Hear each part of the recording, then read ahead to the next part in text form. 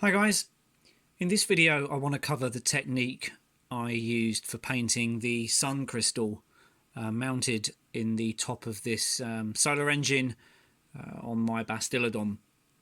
Now, I painted this model about a month ago and it was the first time I tried a technique like this, and I was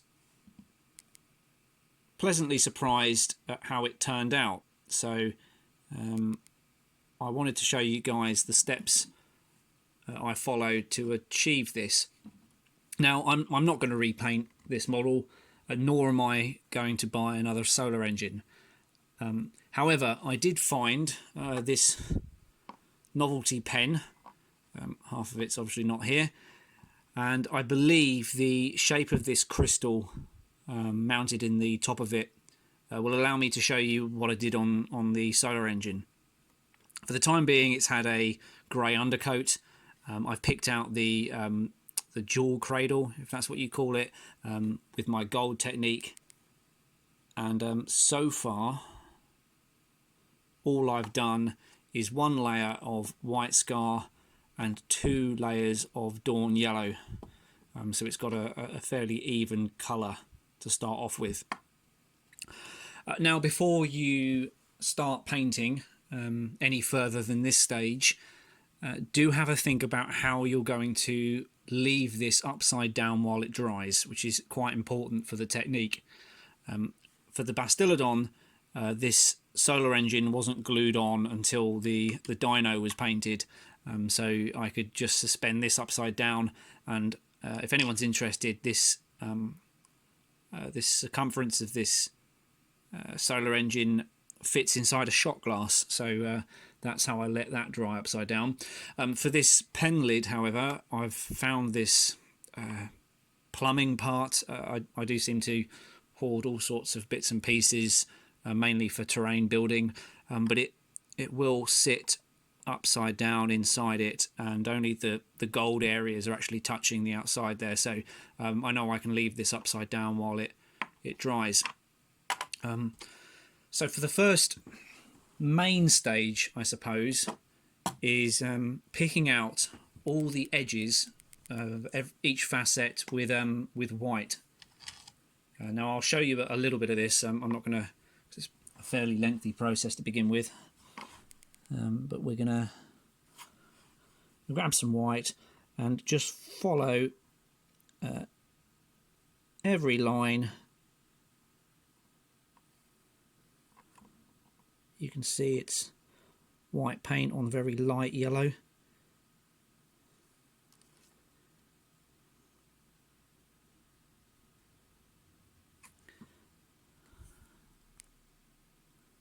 Just about see it there. I'm going to go around every single edge with this white. And once I've done that, I'm going to add some diagonal lines in the middle, so just one diagonal line, one diagonal line, one diagonal line.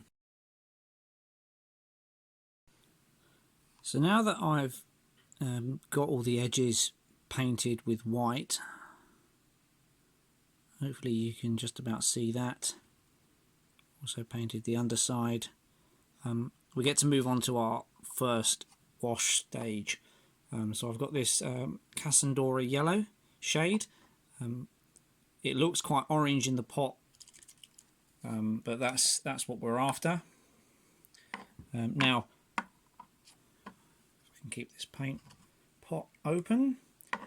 Even at this stage, I want to hold it upside down while I'm painting. I don't want to encourage any of this wash to dry at the bottom. I want it all to dry at the top. So I'm going to paint it on. You can see that it's starting to pull down this side and not the what would be the bottom of it. Now I'm hoping that this, sorry, my finger's in the way again. I'm hoping that this gem has enough definition in it to get the effect. The the gem that Games Workshop provide with the Bastiladon is absolutely fine. There's plenty of definition in it. So for this, I'm just going to make sure I grab and get this wash all over.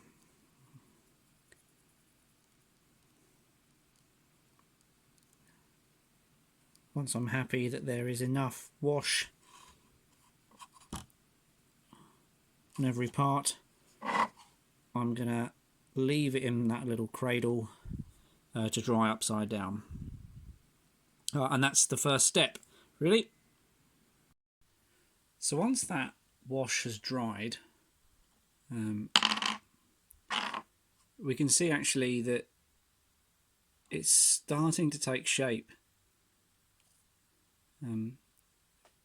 It's more noticeable underneath, where you can see the wash has pulled towards what would be the top of the crystal and not down the bottom, which when held this way round, it's starting to give the effect that we're looking for.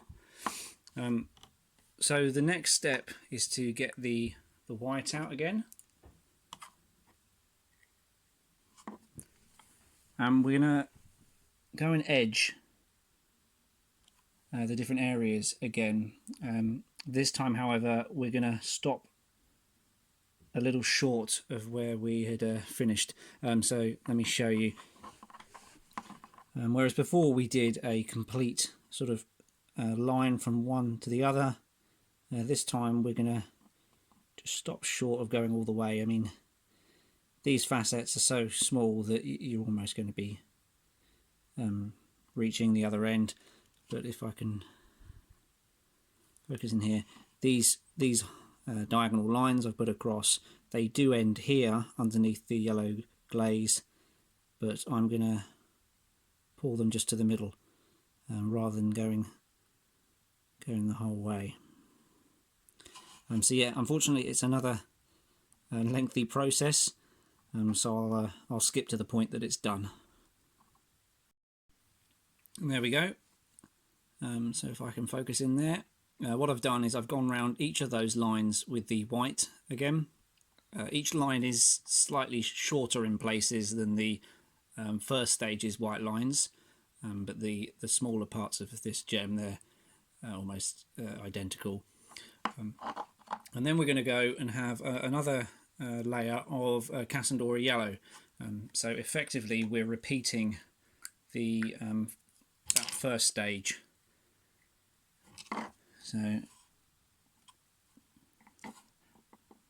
much like the last stage, I want to make sure that I'm not encouraging any of this wash to dry towards the bottom, or as I'm holding it upside down, the top.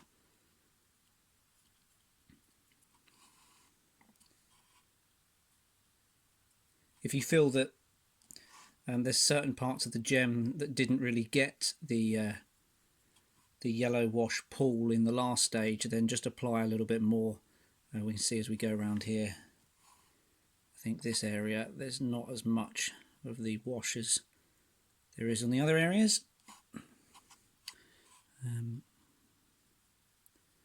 We're just going to go over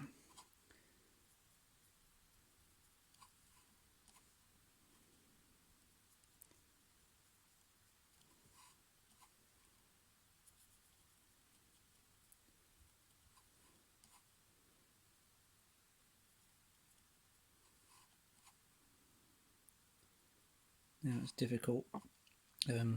I would advise, if you're doing this yourself, not to hold it underneath a 60-watt bulb.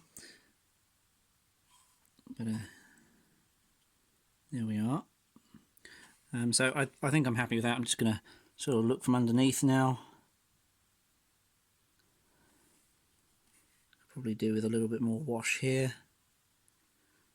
So yeah, at the risk of going a little overboard, I'm going to put it back in its little docking station, which I think I've figured out what it was. I think it's part of a lamp, actually, not a plumbing piece, but there we go. It's a bit of useless information for you. So we're going to let that dry, and then there's only really a couple of stages left to go. So that should be dry now. Yep. Now we can see that the wash is drying and shading it just as I'd hoped, which means we can move on to our next stage, which is another white layer, unfortunately. Now this time each of the lines are going to be a lot shorter than they had been previously, so it shouldn't take you as long.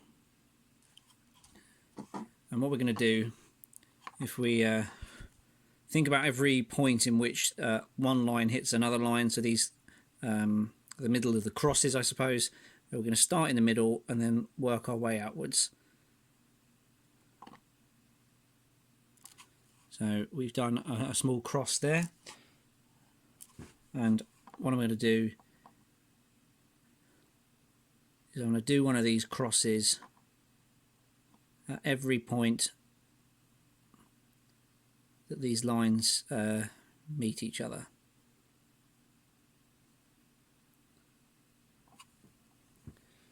When it comes to the diagonal lines we've been doing, again, we're just going to make them a little bit shorter than they were in the last stage.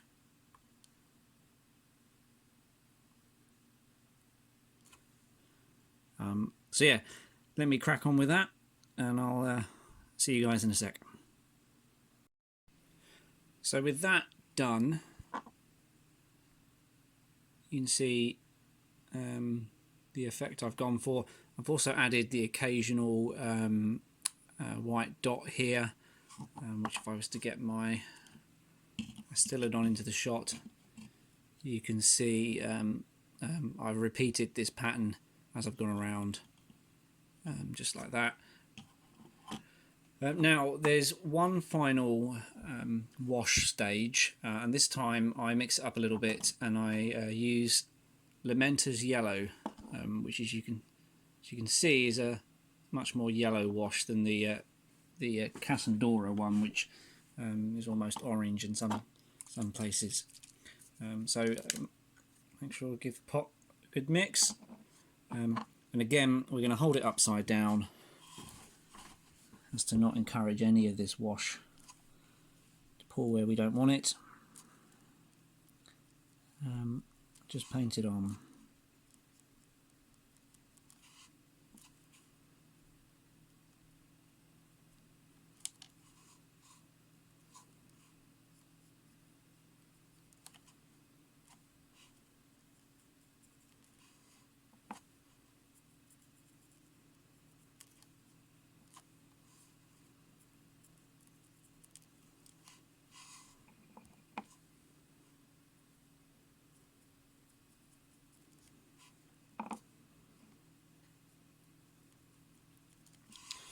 Now, when I was painting the Bastiladon, I wasn't holding this gem to the side.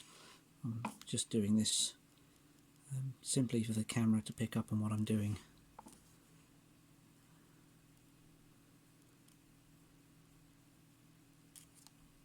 And until I started filming these videos, I hadn't realised just how hidden everything is. That's sort of all tucked away in my hands.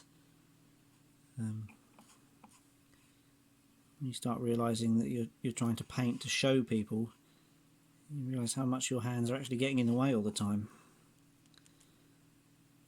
So, again, this is drying fairly quickly due to the lamp that I've got here.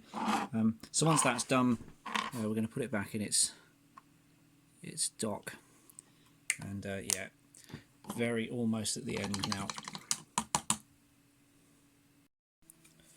Let's check, see whether it's dry. Looks like it is. So that's what it's looking like at the moment. Now there is one final layer of white, but it shouldn't take any time at all really. what we're going to do is just paint those crosses we have been doing in the last stage. Just do them a little bit smaller. Now the actual gem on the Bastiladon, the solar engine, has longer facets than the this gem here. So this stage I think works a little better. Here the lines are ever so short, but I'm just going to pick out a few here. And I'll quickly get that done, and then really it's just a case of glossing it. So there we go. That took no time at all, really. What I've ended up doing is picking out the corners really in white. You can see underneath as well.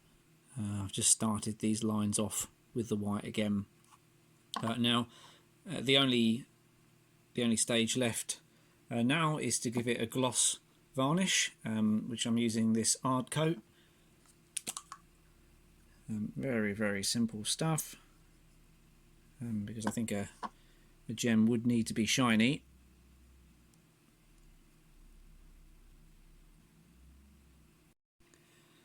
And there we go. That's the varnish all applied. You can see that it's got a bit of a shine to it now, and that's it. That's the technique. So I hope this helps you guys out with painting the solar engine. I assume this technique could be done with different colours, so if you are going to give it a go in green or blue, whatever, do let me know how it turns out. I'll be quite interested to hear how that goes. But until next time, guys, take it easy.